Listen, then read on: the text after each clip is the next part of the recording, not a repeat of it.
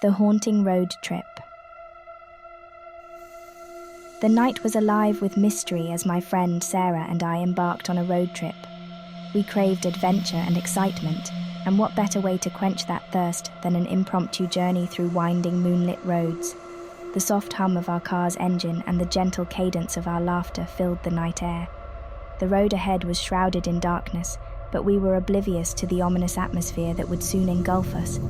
Our destination was a remote cabin nestled deep in the woods far from the chos of the city.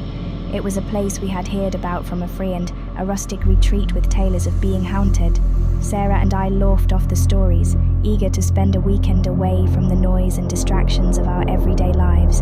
The road meandered through dense woods, trees casting long, eerie shadows. Moonlight filtered through the branches, illuminating the way before us.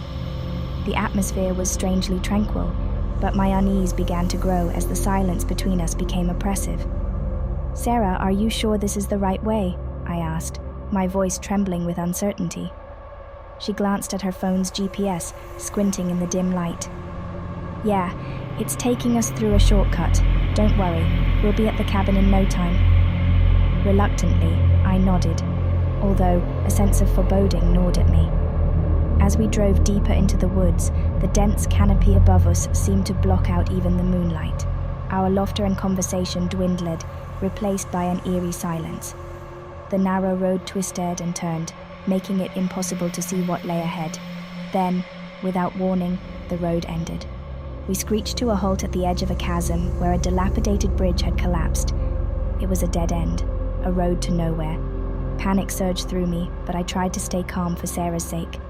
"What do we do now?" I asked, my voice quivering.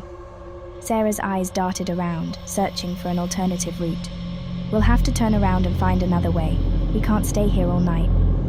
We carefully maneuvered the car in reverse, but as we did, a faint, chilling melody carried on the night breeze. It was the sound of a music box playing a haunting tune.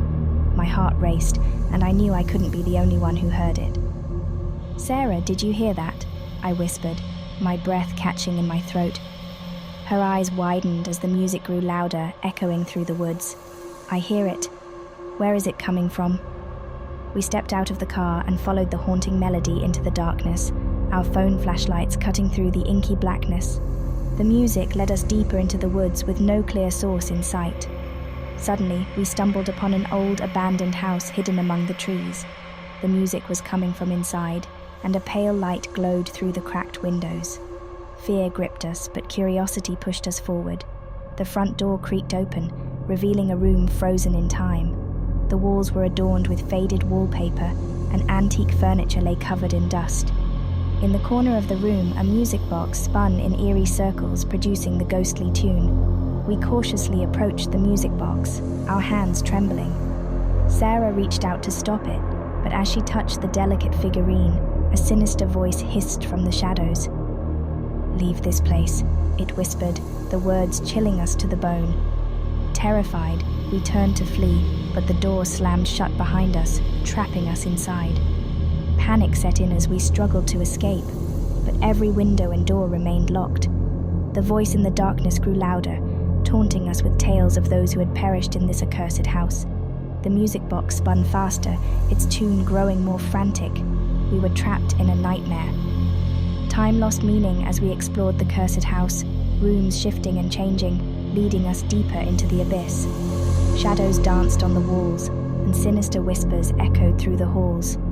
We were prisoners in a malevolent maze, and our only hope was to survive until dawn. With each passing hour, the ghostly inhabitants of the house tormented us. But as the first rays of dawn broke through the windows, the malevolence began to wane. The door that had once trapped us now stood ajar, and we made our escape, racing back to the car. The forest was quiet and still, as if the night's horrors had never occurred. As we sped away from that accursed place, Sarah and I exchanged a silent vow to never speak of the night's events. We had escaped, but the haunting road trip would forever be etched in our memories, a chilling reminder that some places should never be visited, and some roads should never be taken.